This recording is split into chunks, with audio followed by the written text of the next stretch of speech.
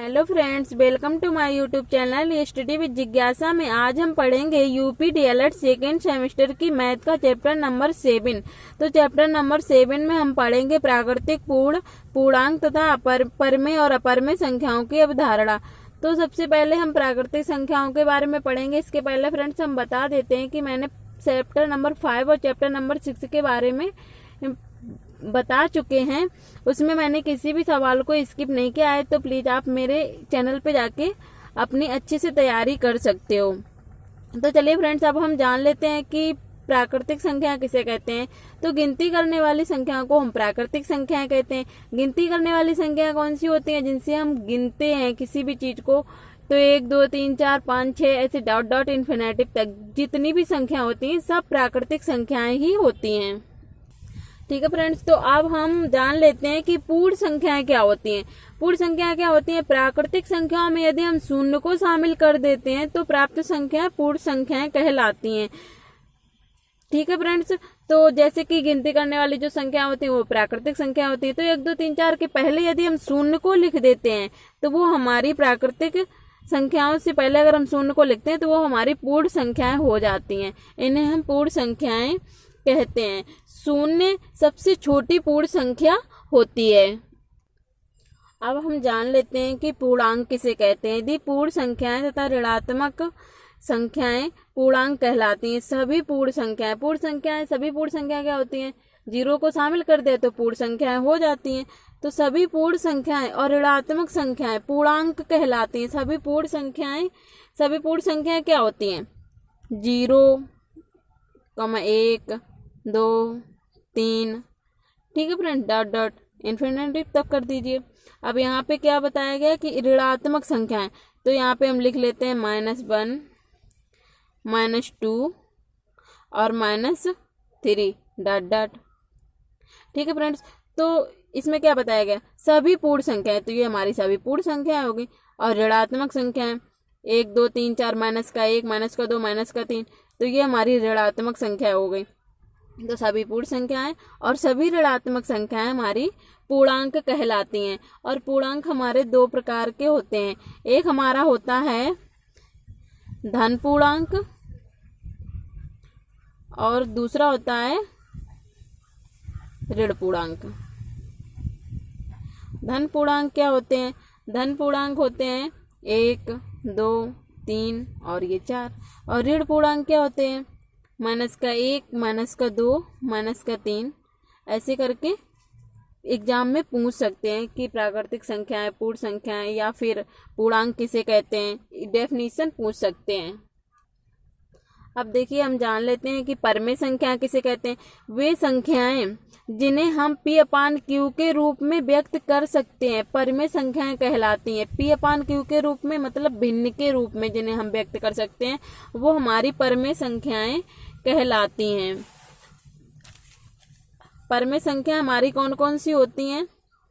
जैसे कि हम लिख लेते हैं यहाँ पे 5 -2 और 7/5, ये हमारी परमेय संख्याएं हो गई। तो परमेय संख्याएं माइनस में हो सकती हैं, 0 मतलब पूर्ण संख्याएं हो सकती हैं और प्लस में भी हो सकती हैं। किसी परमेय संख्या किसी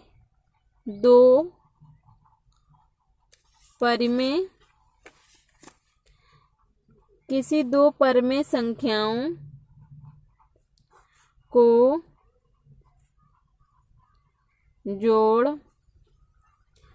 घटाव, गुणा, भाग करने पर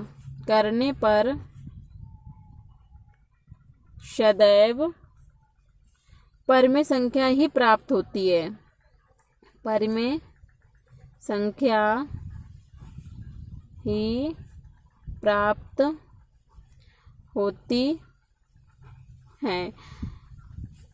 देखिए फ्रेंड्स, हमने इसमें डेफिनेशन को लिया, आप भी कॉपी लेके बैठ जाइए। तो यहाँ पे हमने जो डेफिनेशन लिखी है उसे आप लिख के और पढ़ सकते हो और समझ भी सकते हो। तो यहाँ पे देखो हमने क्या लिखा, किन्हीं दो परिमेय संख्याओं को जोड़ घटाव गुणा भाग करने पर सदैव परिमेय संख्या ही प्राप्त होती है।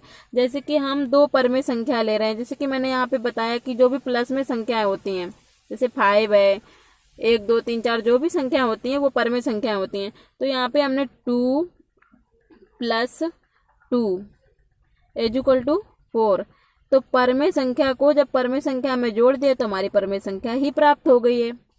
अब देख लेते हैं कि 2 × 3 द्वितीय 6, तो यहाँ पे भी हमारी परिमेय संख्या प्राप्त हो गई है। और परिमेय संख्याएं दो प्रकार की होती हैं, परिमेय संख्याएं दो प्रकार की होती हैं। एक जो पूर्णांक होती हैं वो परिमेय संख्याएं होती हैं, और दूसरी जिन्हें हम भिन्न कहते हैं, जो भिन्न के रूप में होती हैं, जैसे 1/2, 5/7, 3/4, तो ये हमारी हो गई हैं परिमेय संख्याएं। जो भिन्न के रूप में होती हैं वो भी हमारी परिमेय संख्याएं होती हैं। और पूर्णांक तो हम जानते ही हैं, 0, माइनस और प्लस में। पूर्णांक में जो अभी हमने पढ़ा था ना कि 0, प्लस और माइनस में जो संख्याएं होती हैं वो हमारे पूर्णांक होते हैं। तो इसमें अगर कोई संख्या लिखी होती है तो वो हमारी परिमेय संख्या होती है। ठीक है फ्रेंड्स, देखिए फ्रेंड्स, अब हम जान लेते हैं कि अपरिमेय संख्याएं किन्हें कहते हैं। तो अपरिमेय संख्याएं क्या होती हैं?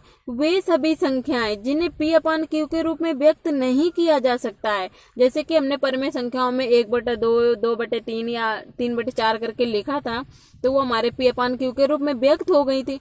तो वो संख्याएं जो P/Q के रूप में व्यक्त नहीं हो सकती हैं उन्हें हम अपरिमेय संख्याएं कहते हैं। जैसे कि √2, √3, √5। और ये ऐसे हम जान सकते हैं कि जो संख्या √ में लिखी होती हैं तो वो परिमेय संख्या ना होकर अपरिमेय ही संख्याएं होती हैं। जैसे कि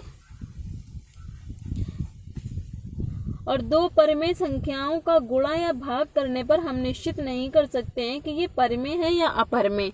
जैसे कि हम यहाँ पे देख लेते हैं कि दो परिमेय संख्याएं हम ले रहे हैं, दो अपरिमेय संख्याएं। तो √2 × √2, तो √2 = हमारा 2 हो जाएगा। तो ये क्या हमारी आ गई है? परिमेय संख्या आ गई है। क्या आई है? परिमेय संख्या हो गई है। ठीक है फ्रेंड्स, तो दो अपरिमेय संख्याओं का गुणा भाग करने पर, तो हमने देखो यहाँ पे गुणा किया है, तो गुणा करने पर हमारी परिमेय संख्या आ गई है। तो इसीलिए हम कह रहे हैं कि दो अपरिमेय संख्याओं का गुणा या भाग करने पर हम ये निश्चित नहीं कर सकते हैं कि ये परिमेय है या अपरिमेय। परिमेय भी हो सकती है और अपरिमेय भी हो सकती है।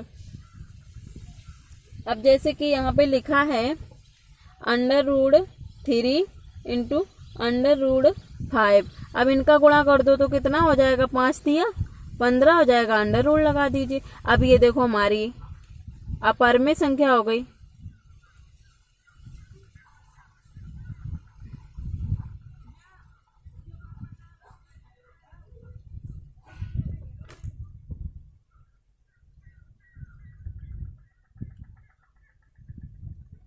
देखिए इसमें एक रूल है, किसी दो अपरिमेय संख्याओं को जोड़ने पर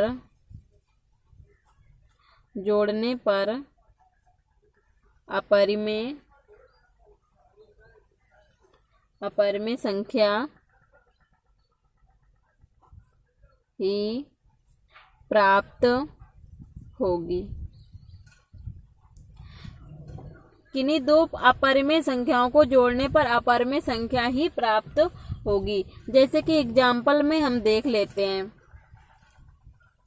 एग्जाम्पल में है √2 + √2। तो देखो इसमें हम क्या कर रहे हैं? जोड़ रहे हैं √2 + √2 को। तो अब इनको जोड़ने पर हमें क्या प्राप्त होगा? 2√2। तो इसको हम बता देते हैं कैसे होगा कि √2 में जब हम 2 कॉमन ले लेंगे तो यहाँ पे बचेगा 1 + √1 में 1 = हो जाएगा 2 √1 और 1 2। तो ये हमारी प्राप्त हुई है अपरिमेय संख्या। तो दो अपरिमेय संख्याओं को जोड़ने पर सदैव अपरिमेय संख्या ही प्राप्त होती है। ठीक है फ्रेंड्स, तो आज के लिए इतना ही। फिर मिलते हैं अगले वीडियो में। यदि आपने हमारे चैनल को सब्सक्राइब नहीं किया है तो प्लीज़ हमारे चैनल को सब्सक्राइब कर लीजिए।